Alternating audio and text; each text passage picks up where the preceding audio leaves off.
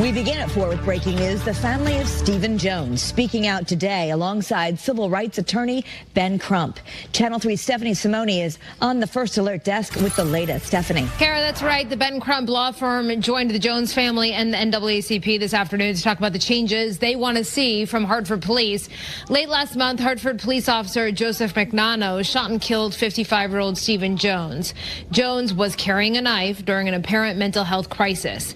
Now, attorney Ben Crump wants to get answers for his family. He says they are looking for accountability and demanding changes when it comes to how police handle mental health calls. Her brother Stevie was a good person. He was beloved by their family, beloved by the community. He never got in trouble, had no criminal history, and she's going to tell you that she called because he hadn't taken his medicine after she was notified by his nurse. That's the only reason she called 911. And she was calling for the ambulance. She wasn't calling for the police. And I'm Mike Heidick. The mayor says the actions of that officer did not meet the standards for the department. Now his fellow officers are calling for him to get his job back. NBC Connecticut's Matt Austin is live in Hartford with reaction tonight. Matt? Yeah, so Mike and Keisha, the mayor says he fired the officer during his probationary period because he fell short of professional standards. But the police union fired back, calling the mayor a coward and warned there could be some dark times coming for the city. Firing one police officer is not justice. We have one more to go. Today, protesters calling for more police accountability following Hartford Mayor Runan Arlampalon firing the police officer who shot and killed a man last month. Several officers had been dealing with a man reportedly holding a knife and dealing with a mental health crisis on Blue Hills Avenue. Drop the knife! Officer Joseph McNano arrived later, and as the man approached him, ordered him to drop the knife and then shot 9 times. Officer Magnano came in, sirens blazing. He came in and from the video appears to have re-escalated the situation and made it worse. A funeral was held yesterday for the man who died, Stephen Jones. Among those who attended was the Reverend Al Sharpton, who today applauded the officer's termination. Previously, Magnano had been on paid administrative leave. On Monday, protesters interrupted the mayor's State of the City address to call for the firing of Officer Magnano and a second officer who shot and killed another man last month. The police union worries about the signal the firing will send to people thinking about becoming officers in the city, and they're also calling for the officer to be reinstated. This is a tragedy of justice and process. Our mayor caved to political pressure. He is a coward. He is devoid of any semblance of leadership or manhood. There are dark times coming. Now, Attorney Crump called the firing an important step toward accountability, but they are still pressing for answers and changes. A town hall about public safety is scheduled with the mayor at the library behind us at 6:30. All units proceed to your post assignments. All units proceed to your post assignments. That's the sound of the police. Whoop, whoop. That's the sound of the beast. Yeah, baby, it's episode 25 of Probable Cause on March 31st, 2026. Or is it a meeting of the Hair Club for Men? It's hard to tell which. I'll tell you one thing that it's not is the Ben Crump fan club. All right, it's Probable Cause. And this is Jeff Norman and Greg Dillon with you as we always are on Tuesday nights. And tonight we have 2 very special guests to discuss the same topic. And we lucked out. They were both available, and we have them together. James Rakoski is the president of the Hartford Police Union, also is, I believe, a sergeant with the Hartford Police Department. Is that correct? Lieutenant, sir. Oh, I'm sorry. I thought I saw in the media sergeant. Didn't I see that? They get it wrong all the time. Oh, okay. All right. So I didn't make it up, at least. Okay. No. So thank you for clarifying. And Von Kleem is the president and director of consulting for Force Science. He's a nationally recognized expert in use of force and constitutional policing with over 30 years of experience in the criminal justice system. He's also a licensed lawyer. So maybe he'll represent you, James, when the mayor sues you for defamation after you said he's devoid of manhood. I bet he can prove that he's a man. I'm not sure, but we'll see.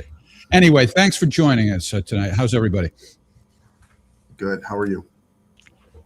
Yeah, good. Thanks for having me tonight. I appreciate it. Well, same here. This, Greg, we've been dealing with various controversies. Last week, we had Afro Man's attorney on. We addressed the Minneapolis shootings, but this is right in your backyard, pretty much. It is. It is. I worked for a number of years in the Hartford area when I was working fugitives and when I was working gangs. So although I think I probably timed out before I got to meet James, but my retirement was in 2009, so I've been out of the game for a while. But I'm sure the lieutenant and I know a lot of the same people in the system still. Right. I'm sure. Well, I hope that we can look at this in at least two different ways. One being, what determines whether or not the shooting was lawful, but then separate from that is, could there be perhaps better techniques, better policing? I assume everybody would agree that the goal is to neutralize the threat, if possible, without killing somebody. So I hope that we can get into looking at it in both ways. Maybe, James, you since you're there, right there in Hartford, you can set the stage for us, and for the benefit of people watching who may not be familiar with the story, kind of summarize it for us. Absolutely. There was a mental health crisis call that came in that there was a man with a knife that had hurt himself, and his sister had called into the police requesting help. Officers were dispatched. First officer on scene attempted to tase Mr. Jones unsuccessfully. That was about 7 times. Mr. Jones then began to chase the second arriving officer on scene. And then the third officer arrived on scene. They kind of created a semicircle around Mr. Jones. The scene wasn't contained. And then Officer Magnano arrived on scene, approached Mr. Jones, gave him verbal commands to drop the knife. Mr. Jones appeared to turn towards him and become fixated and walked towards Officer Magnano. I think it was 40 steps that he took towards him as Officer Magnano retreated. Officer Magnano continued to give him verbal commands. And as the space became condensed, Officer Magnano gave him final warning and then discharged his firearm to stop the threat. And James, I'm sorry, Jeff, but my understanding is Stephen Jones was given 62 commands to drop the knife. Is that about correct? Yes, 62 commands from us. And I don't know if those included the citizens that were there also, but I'm assuming if it's commands, there were 62 commands issued from those 4 officers combined. Yeah. How long did the entire encounter go on for? It seemed like it was kind of a long time. I believe the encounter from the first officer arriving to Officer Magnano getting on scene was a total of 7 minutes. Okay, I thought it was even longer. It was difficult to pick which footage would make sense. I mean, Vaughn did a great commentary, but that's too long to insert into the show. But there's a lot of different body cam footage and there's cell phone footage. So I hope I picked footage that at least will help us as we discuss it. One of the officers was a female. I think all the others were male. And let's take a look at her body cam footage. Drop the knife. Drop the knife. Craig, just back up. Drop the knife. Just drop the knife. Drop the knife. Drop the knife. Drop the knife. Drop the knife. Craig, just back up a little bit. Drop the knife. Drop the knife. Drop the knife. Drop the knife. Craig, just back up, back up, back up. Craig, drop the knife. Stevie, you gotta drop the knife. We do not want to shoot you. Just drop the knife. Drop the knife.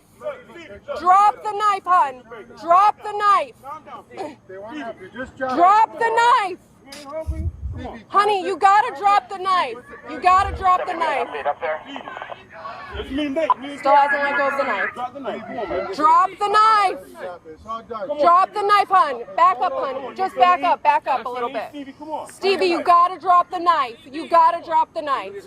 You gotta drop it, honey. Let's pause it there for a moment. I like how she's calling him Stevie, honey, hun. I mean, it's trying to be relatable. That makes sense.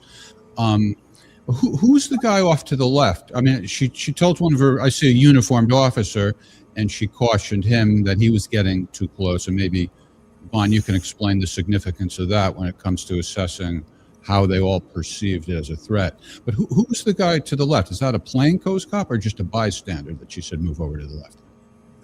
My understanding is it might have been his brother, and I'm not positive, but it was a bystander. Because isn't it unusual that police in a situation like that would let somebody get so close without shooing them away? Your focus is on the subject, and sometimes people do enter that arena and you're not even aware of it until they've hit your kind of peripheral vision, because we don't have additional officers out there to actually maintain this. And that's kind of what the community was saying, that this was contained, and it wasn't. You know, Stevie walked wherever Stevie wanted to go, and the community was coming in and out of the area, of the threat area, consistently. Right. She shooed him away in kind of a friendly way, so that's why I'm kind of wondering. He may not have been just any bystander, but all right, let's go. Drop the knife, hon. Back up, hon. Just back up a little bit. Stevie, you gotta drop the knife. You gotta drop the knife. You gotta drop it, honey. Drop it, hon. Drop it. It's not that, hon, we don't have to do that stuff. Can we, do we have another taser? Okay, can you drop it for me, Steve? Do we have anyone else with a taser? Steve, can you drop it? Come in. What's going on with you? Honey, you gotta drop the knife. Drop it. Just drop it so we can help you. You got a big knife in here. You gotta drop it so we can help you. Please just drop the knife, hon. All right, Steve? Steve, you're okay. We're gonna make sure you're okay. Hey, drop the knife. Drop the Is this knife. Officer Magnano now? No, drop the knife. Yes. Drop the knife. Drop the knife. Drop the knife. Drop the knife. Woman, you're gonna get shot. Drop the knife. Drop the knife. Drop the knife. Drop it. Last time.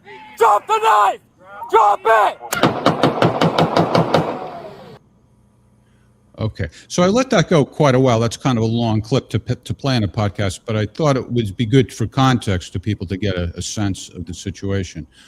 What did we see in that situation? What's relevant? How do you guys assess it? Well, let me start with something that we didn't see there that becomes probably one of the most relevant pieces. Is he looks like he's very slow. He looks like they have plenty of time to walk backwards to create distance. He doesn't look like he's going to be able to get to them very quickly. And that's a reasonable thing to assume if you hadn't seen the previous video. When he gets tased, he moves very quickly. He sprints very quickly. He turns very athletically. And then he continues to run around the car and chase the officer at more of a run. It would, if you just watch this, you think this guy has no mobility. And that's going to, a lot of the people viewing this are going to think, well, they could have just walked backwards. There was no rush. The fact that when an officer shows up, one of the things you reasonably infer when you're talking about opportunity, like if this guy chooses to attack me, am I at a distance where he can get to me, is just a time, distance, speed assessment. And it's just an educated guess with every individual. And so in this case, a lot of people watching this are going to assume, well, from a time distance speed, he doesn't have much speed. He can't move very quickly. That's simply not the case. And so for an officer who says, well, I inferred from looking at him that he's upright, he's mobile, he's armed, his lack of following orders and maintaining possession of the knife shows that he has the intent or willingness to use the knife. He's not discarding it in the face of uniformed officers. He has the physical ability to do it because he's upright, he's mobile, he's still gripping it. He has the means itself, which is the knife. So he has the means of inflicting death or serious bodily injury. And so the final question was, does he have the opportunity, which is just a time, distance, speed assessment. And that's just an educated guess.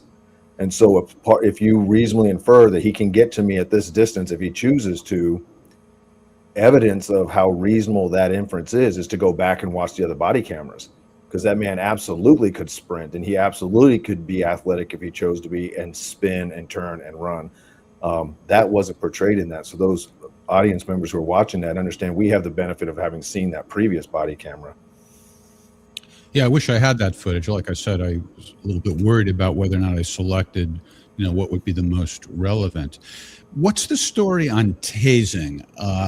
I guess sometimes it works, sometimes it doesn't. And not all the officers had taser guns. Does it matter how many? Like, let's say, for example, I don't know, maybe you guys know, he was tased maybe once or twice. Might it have worked if he was tased a whole bunch of times? So the new Taser 10 is a different type of weapon. It actually has 10 cartridges in it, and you have to shoot one cartridge or one taser out and then shoot another one so there's connectivity between the two probes. They discharged 7 probes into Mr. Jones, and they were ineffective. Now, that could have been due to clothing. It could have been done to not having enough of distance, but he did spin out of the wire. And those tools, or you want to call them a weapon, are voluntary. Like, I don't carry one because they have not worked well for me, and I don't like providing an opportunity to a suspect of 2 to 3 seconds while I have to assess whether or not it actually worked. Yeah, and I would add to that when you're facing a lethal threat, and this can't be lost on your audience because it's being lost in this national discussion, is when you're facing a lethal threat like somebody who's armed with a knife, when an officer brings an intermediate force option, something like a taser, that is less than deadly force.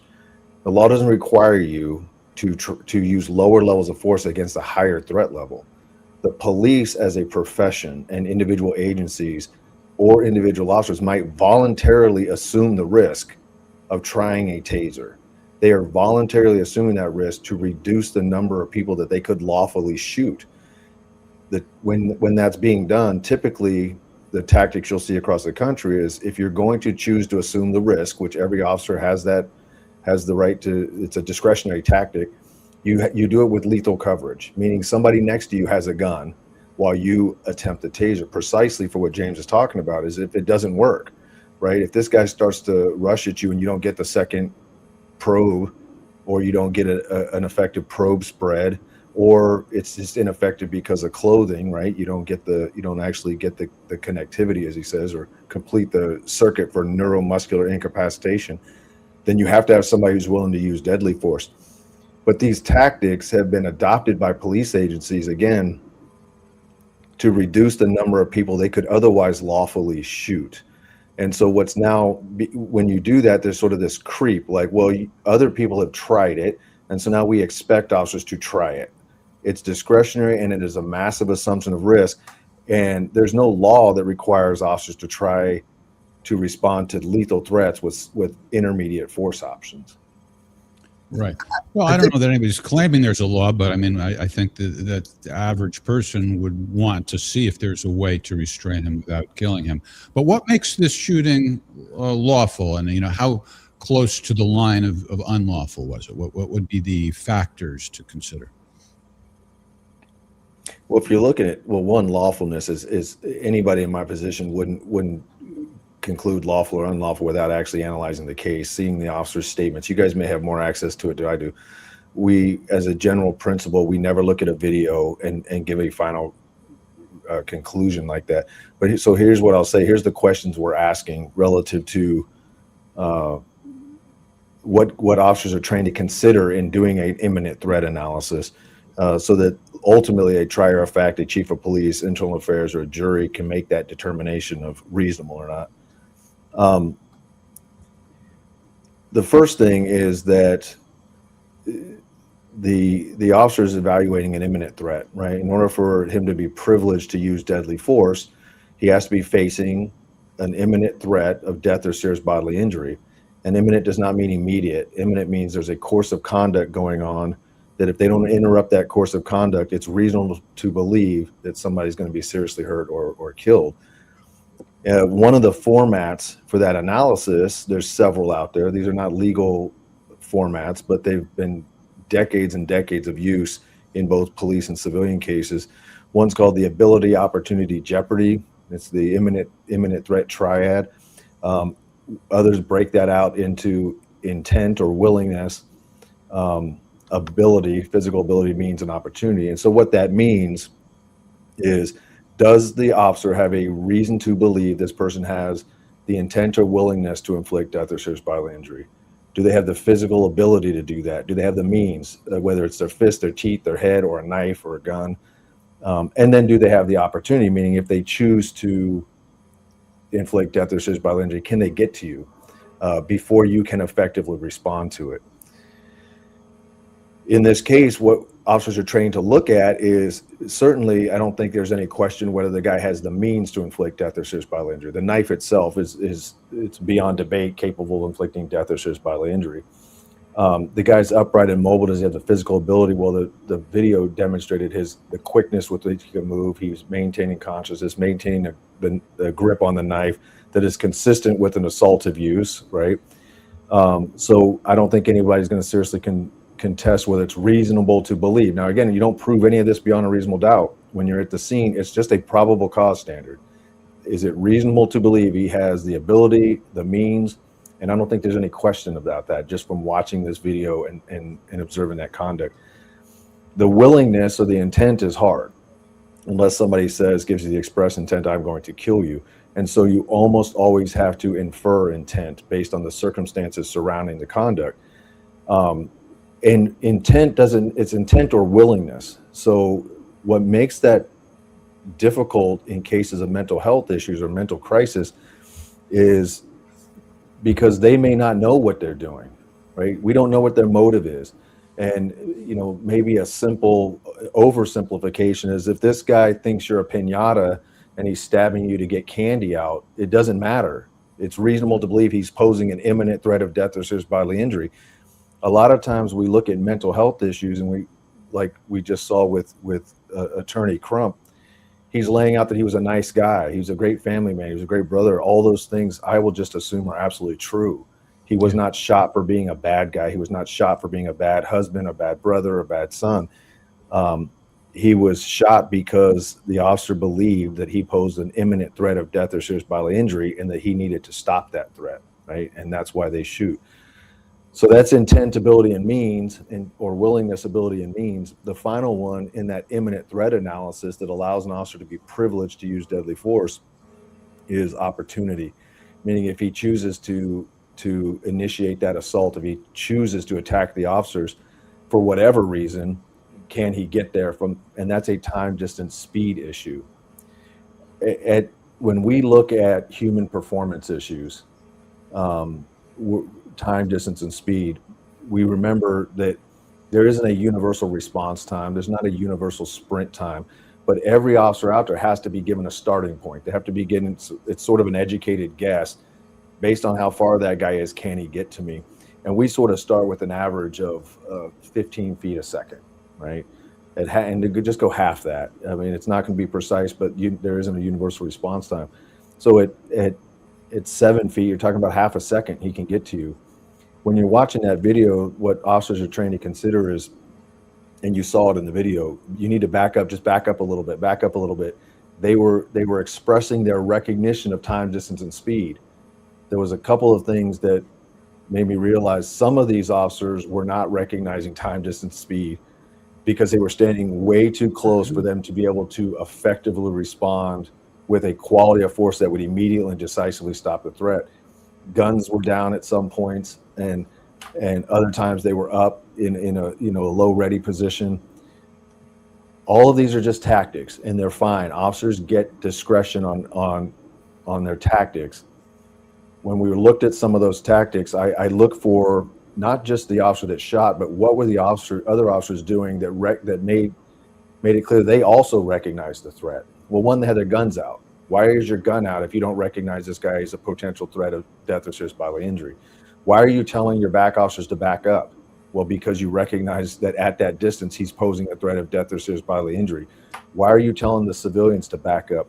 All of that was evidence that not just the officer who fired, but all the other officers also recognized this threat. Now, yeah, that's a good rebuttal, because a lot of the grief that the police are getting from members of the public is that, well, why did only Officer Magnano feel it was necessary to shoot? That's what the public, a segment of the public has been saying. And you're saying, well, maybe they didn't shoot, but they certainly perceived the threat, so they weren't that far off in terms of their perception. Well, there's a couple of things. I was in the military, and we sat in a meeting one time debating whether we should give medals for restraint, medals for not shooting people. And I just asked a simple question, was how do you recognize tactical incompetence, unconscious naivety, like you just don't see the threat because you haven't been experienced enough to recognize the threat, and those who are restrained and disciplined in a voluntary assumption of risk, because officers do that all the time, especially with people in mental health crisis. But it's an objective test. Objectively, every one of those officers was in danger of being stabbed anytime he decided to stab them, to the degree they were within 15 feet of him. And even 15 feet would have been too close relative. And I can talk about that a little bit later about it's not just the distance he is, because the starting point for them to respond to that threat with a quality of force that would immediately and decisively stop it, which in this case would be a firearm. The starting point for when you start that stopwatch is when the individual officer perceives the movement and perceives the intent behind the movement. Basically, when they recognize they're being attacked. That's not at 15 feet. That's usually several steps towards the officer, which has now cut down the response time, where what our fear is, and this is why we don't ever train officers to stand that close to a potential knife attack. The fear is that that guy will be on them faster than they can even get the gun back up. And to make that point as clear as possible, we've done studies where we've had officers with their guns out already in a high ready position, and with an audible go signal, they would raise the gun and aim fire one time. And that was about 0.86 seconds. From the audible signal, about 0.86 seconds. So you have to ask yourself, if that's how long it takes me to recognize a simple stimulus in a lab setting, how much more difficult is that going to be in a real world operating environment where you're paying attention to, now imagine the female officer for a second, when she has to have her focus of attention pulled over to the civilian, and she's talking nicely and she's doing non-escalation, some de-escalation, not really de-escalation because Mr. Jones didn't appear escalated, so you're going to hear a lot of, they should have de-escalated, Well, he wasn't escalated. He appeared to be very calm in those moments. But non-escalation, is part of that conversation of yourself, of your partners, of the citizens, and of course of Mr. Jones. But when she's doing that, which she was doing a great job of, it forces her to task switch, or what we might refer to as multitask, right? She's having to look over here. Could you imagine when she looks over here and then looks back and he's already taken those 4 steps towards her?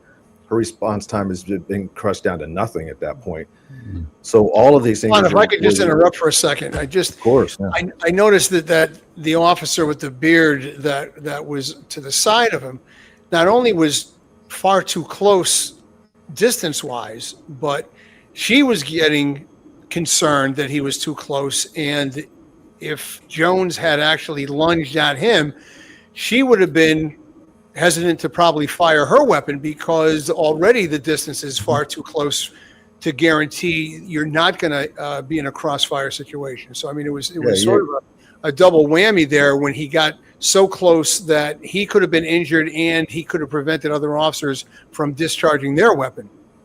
Yeah, you're precisely right. And I that's an important thing. Again, I call it what cops know, right? Things that the civilians watching this aren't probably thinking about, but what cops are trained to consider. It was crossfire.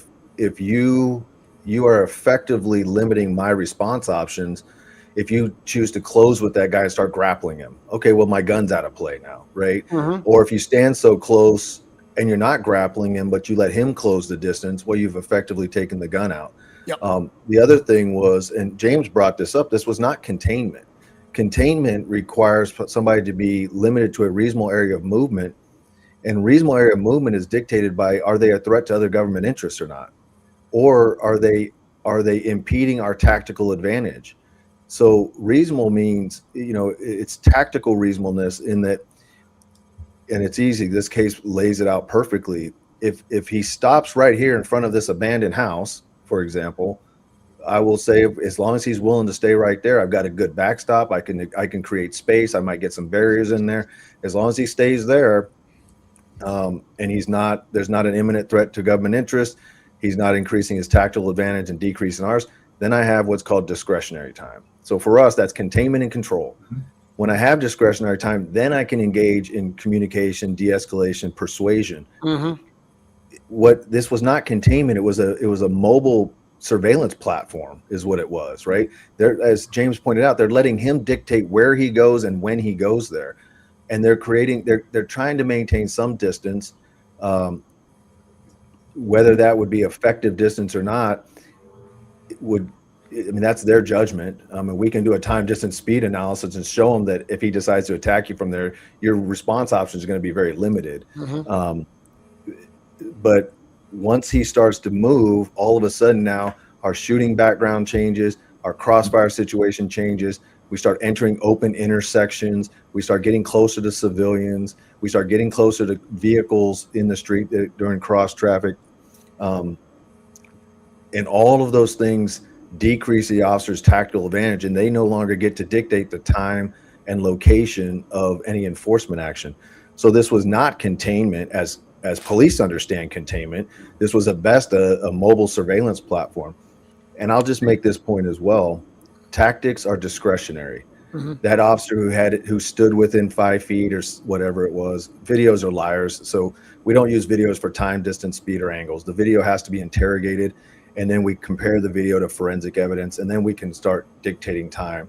But what I can do is say on average that vehicle lane is probably 12 feet on average. So if he's half the distance of the vehicle lane, then he's probably 7 feet, right? Or 6 feet.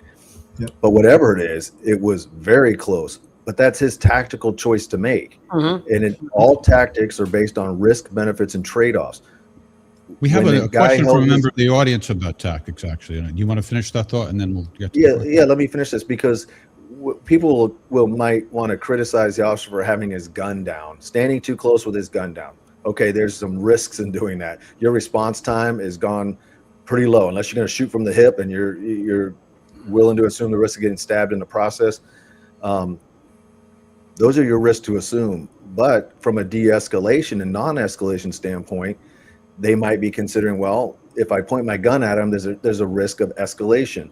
Some people will de-escalate when you point their gun at them. Other ones will escalate, and you don't know which one you have. Dealing with people in mental crisis means you're dealing with someone that may have disorganized thinking, right? They're not rational. The things that might work for you and I because we're mad, it's going to be very different. The things that work for you and I because we're afraid of getting caught and put in jail might be very different. You can have a rational conversation where you explain what I stand to gain, you explain what I stand to lose, and that might be persuasive. But when you're dealing with someone who has disorganized thinking, right? So we call it the TEB model. We look at their thoughts and whether they have disorganized thinking or not, their emotions, whether they're calm or whether they're highly aroused, and then their behaviors. Well, the biggest indicators of disorganized thinking are the responses consistent with the communication, like are they responding in a way that's consistent with the message you're sending, or are they just continuing to walk around saying nothing to you, which would be evidence of disorganized thinking. And then behavior, are they compliant or not?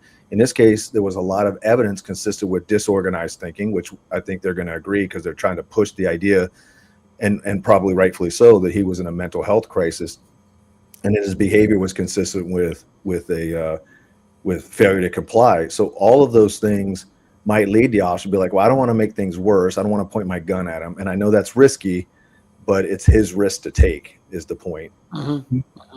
Okay, well, we need to hear from James as to how the union is going to be fighting this. But very quickly, a member of the audience is asking about whether or not it might have been better for just one officer to speak to him. And, instead of just being a Monday morning quarterback about that, let me expand that question and ask, is this the type of thing that the police are trained in? I mean, aside from hostage negotiators who have a special skill, but the average police officer, are they trained in it? Or is it just more or less an improvised situation when they're doing this? I'll answer that. We're trained to have one voice, but if you look at that, there were multiple people talking in this scenario, and he wasn't responding to any of them. So normally in that, somebody is keyed on, like that person's going to be able to develop that rapport. There is no one able to penetrate that. Like, I teach de-escalation, and society thinks that, I'm going to hit you with a pygmy dart and you're going to be de-escalated and everything's going to be great.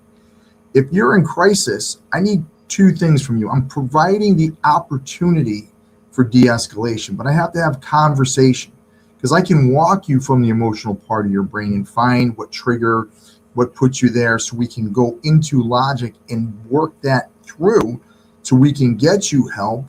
And then after I have that first tangent, which is the conversation and the agreement, the next tangent is participation. I need you to drop the bat. I need you to drop the pipe. I need you to drop the gun, the knife. So I could be having the first tangent of communication, which is the agreement part of it. Like, okay, we're going to talk. But if you're still walking at me and we're having a conversation and you're not dropping the weapon, or you're not participating in wanting to de-escalate the situation, then it doesn't exist.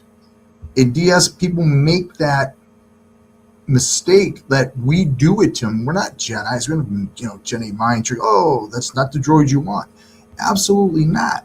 And some people make that mistake, and Vaughn was talking about it. Just because he's moving slow doesn't mean there is a low risk. People are associating that slow pace with low risk. It doesn't exist. And it is. I would have liked to seen Stevie, Mr. Jones, key on one person during that initial conversation with the three officers. At the end, he clearly keyed on Officer Magnano. Yeah, I think you guys agree the female officer had a nice touch. Yes. You guys are the professionals. Would you evaluate her as having a nice touch? A nice touch meaning both the way she talked to him and that she was aware of the surroundings. I mean, it was a very non-threatening approach, and she was trying to almost mother him to a degree by using the word honey and Stevie and stuff. Yeah. We had people yelling. We had people talking calmly to him. He was non-responsive to any of it. None of those conversations that they tried to begin with just a simple engagement. Drop the knife. Please drop the knife. He could have responded, I don't want to drop the knife. Are you scared? There's plenty of things that could have been done. And again, someone's in crisis, it's a different level. But that first engagement of a conversation was we were never able to initiate it. So there isn't de-escalation. It's not us doing it. We provide the opportunity for it. And it just didn't exist in this. I think that's brilliant. What your audience needs to understand is there's been a big push for police to engage with mental health professionals in these areas. So we did a research 5 years ago. We said, okay, well, what would they do different? And the shortcut is the nurses and the people who work in psychiatric wards and the mental health professionals, they got their best practices. They did a study called BETA, Best Emergency Treatment of Agitation, best practices for the emergency treatment of agitation. Why is that important? Because they got their best practices from watching police, first of all.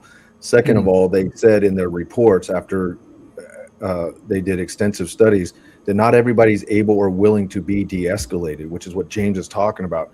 A lot of people think that if you use the magic incantation, say the exact words, that they're going to be de-escalated, they're going to be cooperative. And so that police, whenever they use force instead of de-escalated, that's a choice by the police.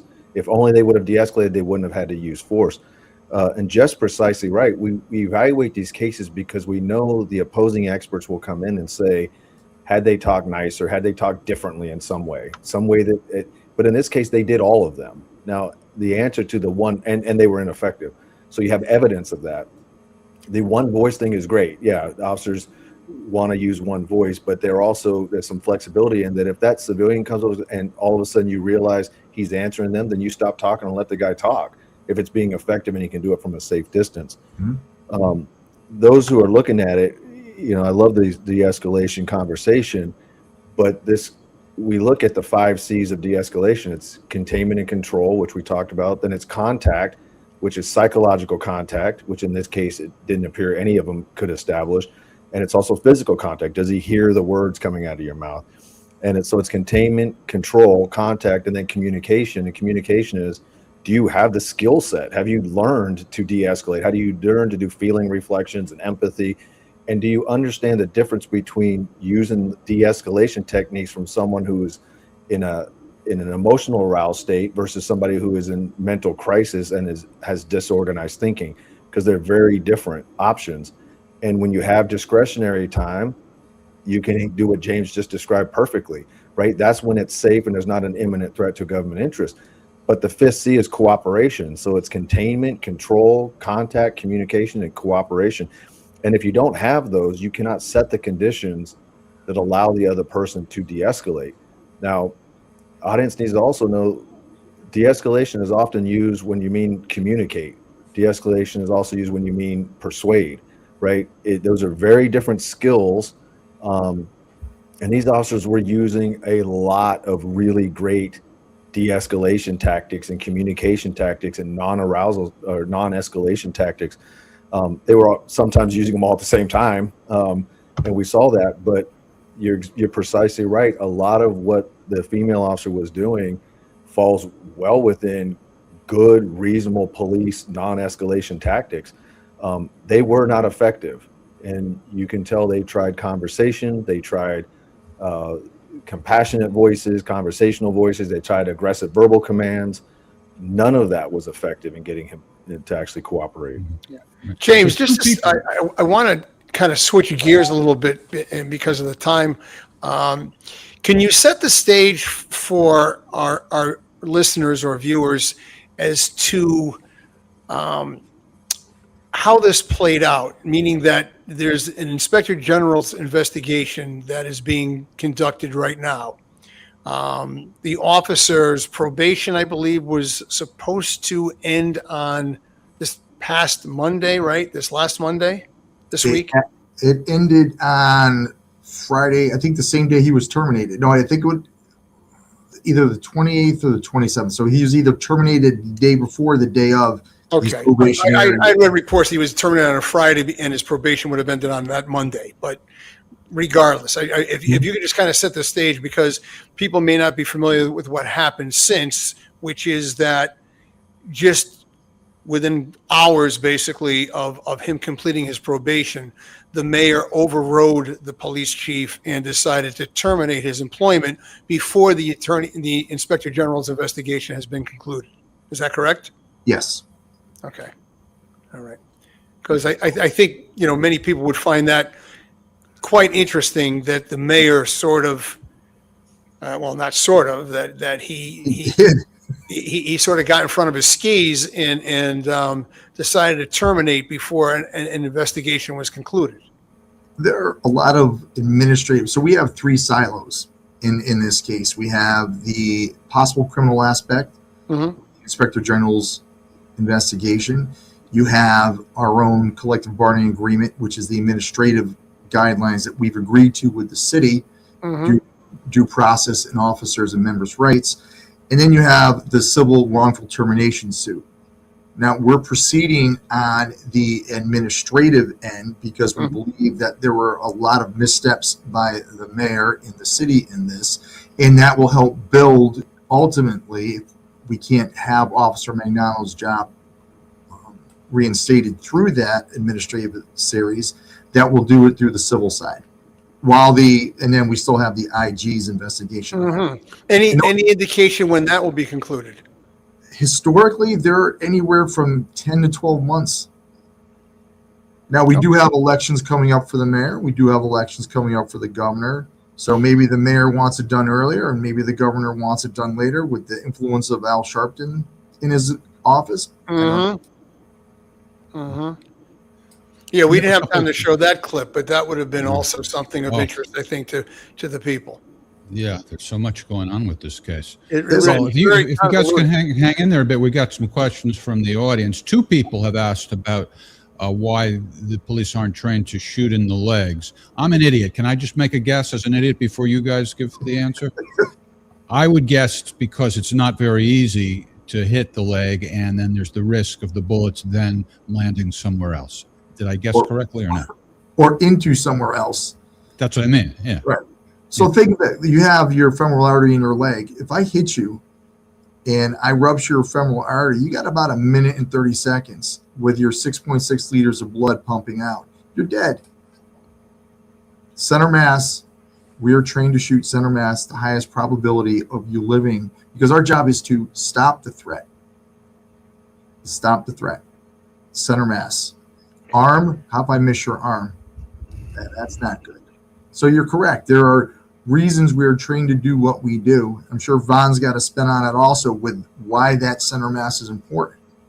Well, Jeff, just from my standpoint, I mean, my training has been that even people that are very, very proficient with a handgun and have years of experience in a high-stress situation can fire 6 rounds and maybe put 1 on the target if they're lucky, because of the tension, the stress, the person's moving, you may be moving backwards.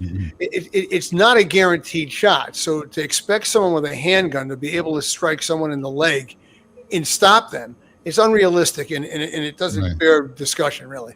Well, no, we have your heart rates over 150, 160, fine motor skills go, gross motor skills kick in. There's a lot of things that happen to the body that the general public is not aware of in these situations. That reminds me of these high-speed chases. You hear these people who say, well, when the cops are chasing somebody, why don't they just shoot out the tires? Mm-hmm. It's like, I don't know anything about guns, but I know that doesn't seem too easy. State of Connecticut forbids it, so. Well, there's another easier thing, too. Even the people who consistently testify against the police have made this point, which is the legal justification for the use of deadly force, whether you shoot them in the leg or you shoot them center mass, is the exact same. If shooting them in the leg is lawful, shooting them center mass is lawful. Now, if you are in some circumstance that you think you can safely shoot somebody in the leg and immediately and decisively stop the threat, there's nothing in the law that says you're not allowed to do that, but there's also nothing in the medical literature that says you're not going to kill them in the process. So the people imagining shoot them in the leg are imagining they're not going to die if you shoot them in the leg, or that it'd be easier to save their lives. The doctors we've talked to have said that's just simply not true. You can't predict that. Well, it contradicts the training academy. Yeah. Everything you learn in the training academy at the firearms range is only center masses. There's never a target where they're trying to get you to shoot arms and legs. Right. And so Chief Detmer, a while back, former president of IACP, I think, he got a lot of slack because he was training his officers on the range to shoot legs. But his point was, you're not required to do this. If you find the circumstances where it makes sense to do this, then we want you trained to do it. But people were misquoting him that he was trying to shift the standard. The biggest risk was that he would reset the bar of public expectations, that the officers who chose to shoot somebody in the leg were somehow more compassionate than and had a higher value of the sanctity of life than those who shoot center mass. Mm-hmm. They're both deadly force, and they're both capable of killing you. And by the way, lots and lots of people are shot center mass that do not die, right? Lots and lots of people are shot in the leg that do. It is an imagination that shooting someone in the leg is going to be like on Hollywood, where it's merely a flesh wound. They throw a bandage on and they go back to chasing bad guys. So that, I mean, yeah, we don't train them that they have to shoot in the leg, and even if they do, they can still likely die.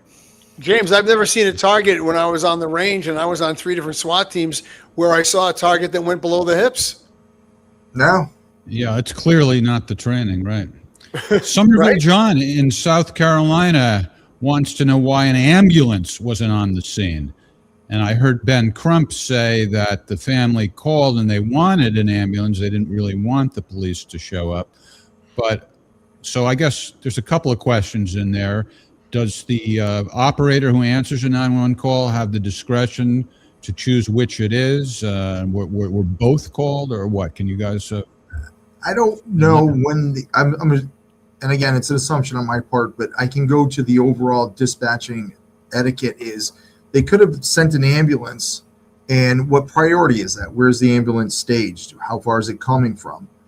And then you sit down there and go, okay, we need to get them up lights and sirens, because if it's just a mental health call crisis, we're not going to really go lights and sirens. When it begins to elevate into that situation of an officer involved shooting, you know someone shot, absolutely lights and sirens. But in the same context, the fire department, ambulance, and our mental health professionals are not going on scene. Everybody's going, where are the mental health professionals? They're not coming into a lethal arena. They're not doing that. Everybody would stage. I can't tell you how many calls that I've been on where the fire department parks up on the corner, ambulance is on the corner, mental health professionals on the corner, because somebody said they wanted to hurt themselves. Okay, and they will not enter the arena until we give the all clear that the scene is safe. That scene wasn't safe. Nobody would have been there. The scene wasn't contained. It was evolving. Everybody kept moving. They're not entering that. But what actually happened in this situation? Was there an ambulance like a block away waiting on the scene, or did the ambulance not get called until after the shooting? I don't know. Okay. I know that it was there pretty quickly after Mr. Jones was stopped. Yeah, and it's a great question, because from a strategic response protocol, lots and lots of agencies will have that ambulance stage blocks away or whatever, or stay at the station house if it's within blocks. That's where they are staging, right? But don't be mistaken. Had an ambulance been right on the scene, there still would have been calls for accountability for the shot. Had he been shot in the leg, there still would have been calls for accountability. This idea that had they just shot him in the leg, everybody would agree it was a legally justified shooting. Had they only had an ambulance staging, everybody would agree this was a reasonable, legally justified shooting, and as demonstrated by the ambulance. Those are all tangential issues relative to response strategies, but they almost become red herrings. Like we're going to try to decide how could we have made this a more perfect response after the fact.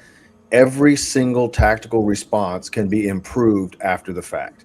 That is the reality of the real world of policing. And so we do this, and this is what we would refer to as a tactical after action review, right? An AAR. And every time we do an AAR, we have this conversation. Well, you know what? Ambulance took about 5 minutes to get there. Had we had them staging, we could have cut down to about 2.5. That might have been helpful. We don't know if it would have been, but it's something to consider next time. If we can do that without increasing risk to the officers or to the suspect. The other thing is, all the different tactics that were used. Maybe we created more space. Maybe we blocked off the intersections. All those things. There are going to be plenty of experts coming in now and doing a tactical after action review, and then trying to convince the community and then later a jury that if only the officers had done something different, they could have avoided this outcome. That is 100% speculation. They just make it up as they go along. It's always all of the things that they recommend always inure to the benefit of the suspect, and they never imagine that had they done a different tactics, things would have been even worse. And the law doesn't even allow us to evaluate these cases through the lens of 20/20 hindsight, because then we're impacted by what all of us are impacted, which is outcome bias. We know the answer. Right. And then it's this creeping determinism where once we know the answer, when we go back and evaluate it, we imagine it was much clearer than it actually was in real time. And you'll start to hear some of these experts say, well, this was predictably counterproductive. I don't know what legal standard that is, but that we frequently hear that in hindsight, when they know the outcome, they say, well, it was predictably counterproductive. Yeah. Well, I think we've done a good job separating, what the law allows, what's permissible versus how things possibly could be improved. And I have one idea I want to ask you guys, and let me preface this by saying, because I don't want you to get the impression that I'm insensitive to how dangerous it is for the officers. I was stabbed in a random street robbery very severely. I almost died. I was in the hospital for 5 days, 2.5 days in intensive care. The doctor held his two fingers together like this, and he said, he missed your heart by this much. You would have been a goner. So, I understand how dangerous and scary it is. So, nonetheless, I have a suggestion. And this, I guess, what made me think of this is what I've seen in police raids where they go in with battering rams and shields and so forth. What about some kind of shields? If you have a whole bunch of officers on the scene, could they not have overpowered him and protected themselves from being stabbed if they were holding shields in front of them? Jeff, I'm just going to say only because, like in jails or prisons, they have squads that are equipped with the see-through shields or shields that have electric probes on the outside, and they can subdue. In inner city like Hartford, you could have 10 of the cars with shields, and if every one of those cars is tied up on a call or out of commission for whatever reason, you could still have 5 officers show up and none of them have shields at this point. And you can't be a mobile SWAT wagon where you have ballistic shields and you have tear gas and you have. There's a limit to how much equipment the average cop can carry around. Exactly. You have to be somewhat realistic with the budget and with the amount of space in the cruisers that they're going to be carrying what they can carry, but you can't equip every car for every possible contingency. Right. Do you guys agree that if they had shields, that might be something that could be? And again, I'm not Monday morning quarterbacking. I'm just talking about how possibly it could be done effectively in the future. I'm not entering that arena with with a shield. It's not happening.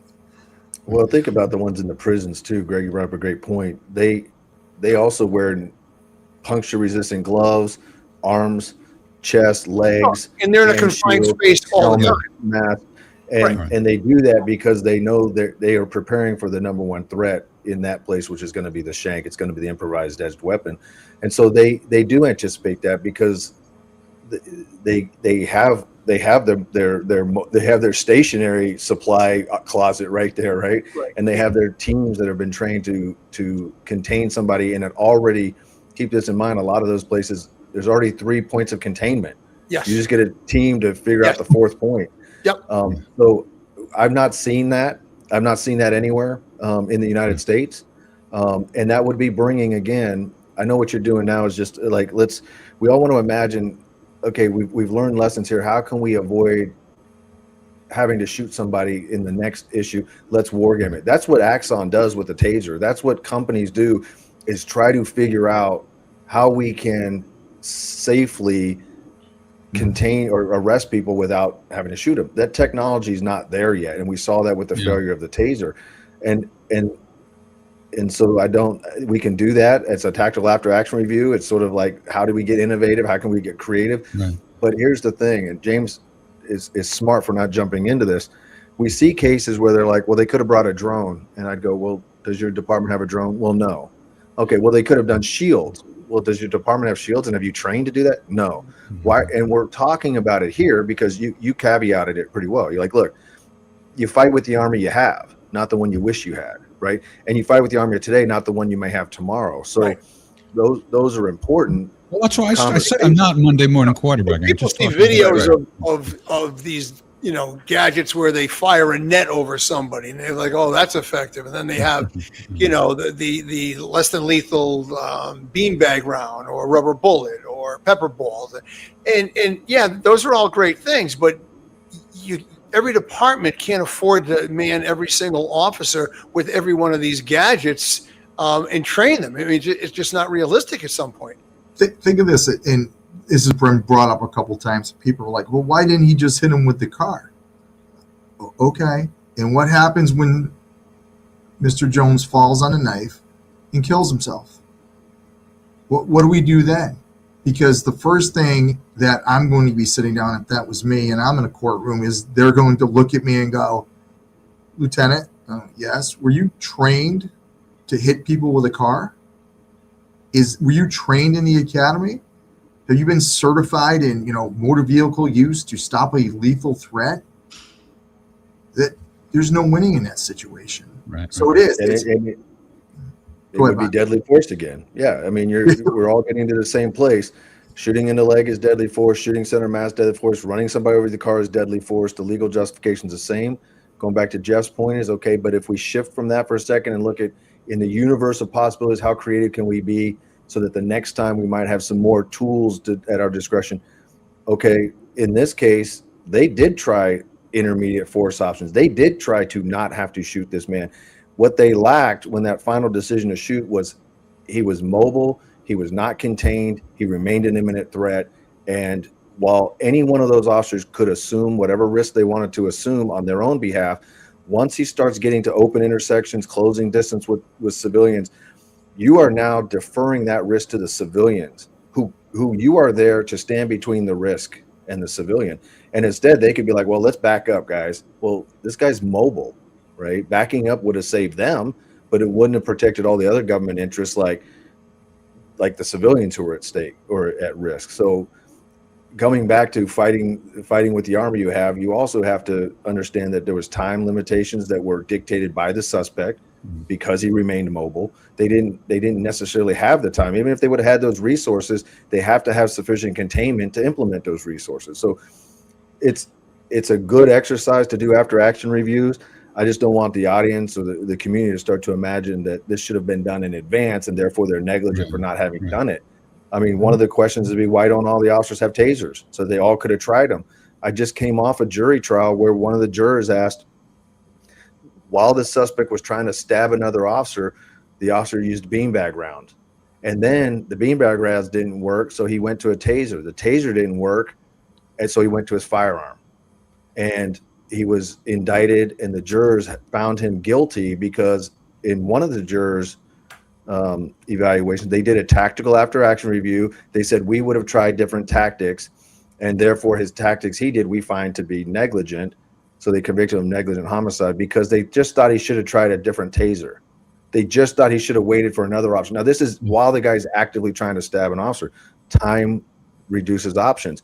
But we have experts out there trying to convince our jurors and our community members that they get to step into the role of the police officer, watch a video, make decisions from an air-conditioned courtroom or the air-conditioned office, and then use their judgment as a proxy for the officers. And if they decide, I would have done something different, they get to hold the officer criminally accountable. And we've had that happen in cases where an officer went to prison after that, and we understand why he went to prison because we interviewed the jurors.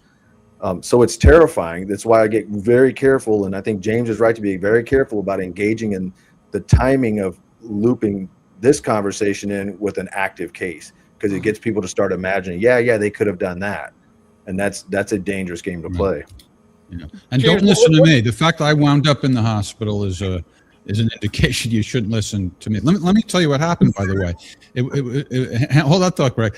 A 15-year-old kid on a bike rode by me while I was walking on the street in downtown Long Beach. He gets off his bike and he pulls out a knife and he says, "Give me your wallet." So I thought that if I fought him off and yelled for help simultaneously, he wouldn't want to get caught and he'd run away and I'd get out of it that way. Turns out he didn't care at all that I was screaming for help, and I didn't win the fight at all. I didn't have any gun, any self-defense skills at all, and I got stabbed like 10 times. Most of them were minor, but like 2 or 3 of them were pretty severe. So I'm in the hospital in the emergency room being worked on, and the police show up. Turns out right after the kid did that to me, he robbed 2 other people in the exact same way, right in the same neighborhood, while the police were swarming the neighborhood looking for him because of what happened to me. Not very bright. So after the 3rd time, they caught him, and they took him into the emergency room while they were working on me, and they said, "You want to identify him?" So I said, "Sure." So they turned the lights off, they shined a flashlight on him, He was wearing a red jacket. By the way, if you ever want to rob somebody, don't wear a red jacket because it makes it very easy to be identified. So I said, yes, that's him. So the cops handed the doctor, he says, how much money was in your wallet? I said, I think about $40. So the cops gave $40 to the doctor to hold for me. No sticky fingers in Long Beach. So anyway, I'm in for 5 days, and then about a week later, I'm walking down the street, and I see a whole bunch of cops at the exact same spot where I was stabbed. So I'm thinking, what is going on with this location? Is it cursed or something? I figure I gotta ask what happened, and I figured if I tell them, you know, I was the guy who got stabbed, they probably all heard about it because it was 3 people, which is very unusual. So they'd probably answer my question instead of saying, none of your business, go away. So I just picked out one of the cops sitting in a car, and I said, oh, do you happen to know about this incident? He goes, know about it? Those were my guys. He said, and I'm surprised, and he's talking about the third time. He goes, I'm surprised they didn't put holes in that kid. And like, I'm the victim, and I'm thinking like, oh my God, that sounds a little aggressive. But now that I've heard what you guys are saying, I guess, and of course I didn't witness what happened with the third encounter, but I said to him, well, why do you say that? And he says, because if he got away from them, it would have been on them that he then harmed another person. So who's to say whether or not it was, you know, it might have been lawful to shoot him or not? I don't know. But anyway, they got him, and he was convicted of attempted murder. I think you got to, when you go back to what these cops are thinking, it's a, you know, I like to phrase it as what cops know. There was a series of books when I first became a cop, right before I became a cop, and I read them all because I wanted to know how cops thought. They were all nonfiction, just stories of cops on the job. One was titled Night Shift, and one was Day Shift, and one was Detectives, but they were all very short stories of cops. And I wanted to immerse myself into the reality of what cops were facing. And it always reminded me that cops know things that civilians don't know. Now, if you grow up in inner city and you grow up in a culture of violence, you're going to know an awful lot of things that cops know as well. And fair enough. I love them on our jurors. But most people who are most curious about these cases and hold some of the strongest opinions have no idea about the uncertainty of violence, the unpredictability of violence, and the permanence of violence. And so when you look at knife attacks, as both a prosecutor and as a cop, I've seen, you know, those little tiny paring knives kill people with a single stab right through the heart, and you never see it coming. I've worked cases now where people are in fist fights. They win the fist fight. They walk about 10 feet away and lay down and die because they didn't realize it was a knife fight. And they were stabbed even once during that one time. The guy was stabbed one time during a fist fight. He won the fist fight, actually stood up and yelled at the guy, and then turned around and died in front of his wife and daughter. So we see what a knife of all sizes can do. They'll say, well, it's just a little knife. Don't care. They're sharp. They will kill you. And there's plenty of YouTube videos now. There's no excuse for pretending that a knife can't kill you in the most unpredictable ways or give you serious and permanent life-ending injuries. And so this is what cops know. And so it's not funny to cops. It's not cute to deal with people with knives. And you don't have to reload knives. And they come at you from many, many weird angles that you don't necessarily defend against. And so I think that's part of it. And it's part of what audience members who are watching is like, well, they could just disarm him. Well, there's been plenty of people who've tried to disarm people and been sliced, stabbed, or killed in the process. And I'll make this final point. We had one of our jury foremen who just decided on a case, and again, she gave a media interview afterwards. And I make sure every cop I teach now at conferences know this.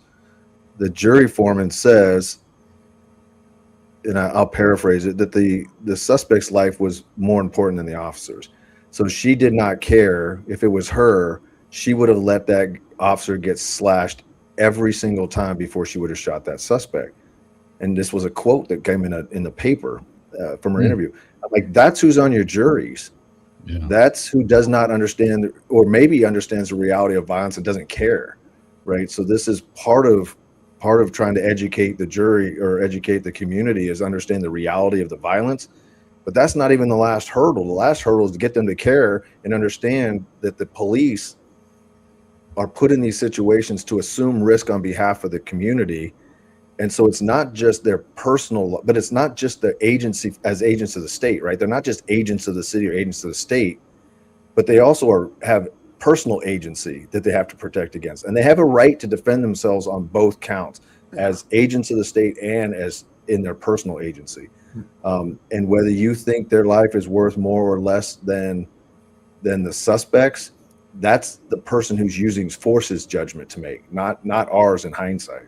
Yeah, Vaughn, I had, that reminds me, I had a online discussion with apparently a woman who sided with suspects, and she said, well, you're being paid to risk your life. And my response was, we're being paid to risk our lives, not sacrifice our lives.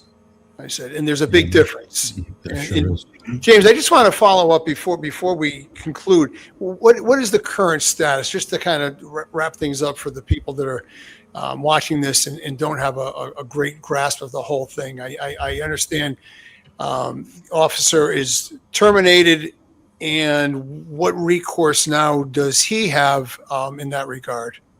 Again, there's the three silos. I mean, the criminal silo, if he is arrested for manslaughter, that's going to be 10, 12 months down the road. But right now we're pursuing the administrative violations of our collective bargaining agreement. And if those prove successful, we hope to have him reinstated. If not, then the next avenue would be a civil wrongful termination suit. Okay. All right. Thank you. That could be a long road. It is. We're honestly, gentlemen, probably 3, 4, 6 years down the road before a complete resolution to all these, because the court system just moves slowly. He'll be getting a ton of back pay. Yes. Yes, but before the back pay comes, you're predicting it will come. Let's say it will. But before that happens, does the union give financial support, or is Officer Magnano on his own? He's on his own. We're going to support him through the endeavors of attorneys, but he is going to have to try to make ends meet with getting another job right now. Right. All right. Well, I think we pretty much covered it. Greg, should we do what happened to Greg, or do you think we should wrap it up and save it for next week? I'd push it forward to next week, I think. Yeah, I don't want to make anything take away from the impact of the podcast. Okay, fair enough. We have a segment, just so you guys know what we're talking about, called What Happened to Greg, and we show videos of different police encounters and just basically talk about it and see if anything like that ever happened to Greg. But I kind of feel like we're complete. Yeah. You guys, anything else you guys want to say? No, I truly appreciate your time and the opportunity. All right, let's make sure that people know how to find you. There is an X page for Force Science, at Force Science. Hey, that makes sense. And there is a website, forcescience.com. The Force Science News, which you can access from forcescience.com, sign up. It's free. I've written about a lot of these issues well before this case happened to sort of outline exactly what the opposing side's arguments are going to be. Also, for those of you who are on LinkedIn, that's the only social media I have right now is LinkedIn. So find me at Von Kleem. It's Kliem, Von Kleem on LinkedIn, and let's get connected. And then you guys can stay ahead of some of the articles and stuff I'm pushing out. Okay. Great articles. And there is the website for the Hartford Police Union. Thank you. hpdunion.org.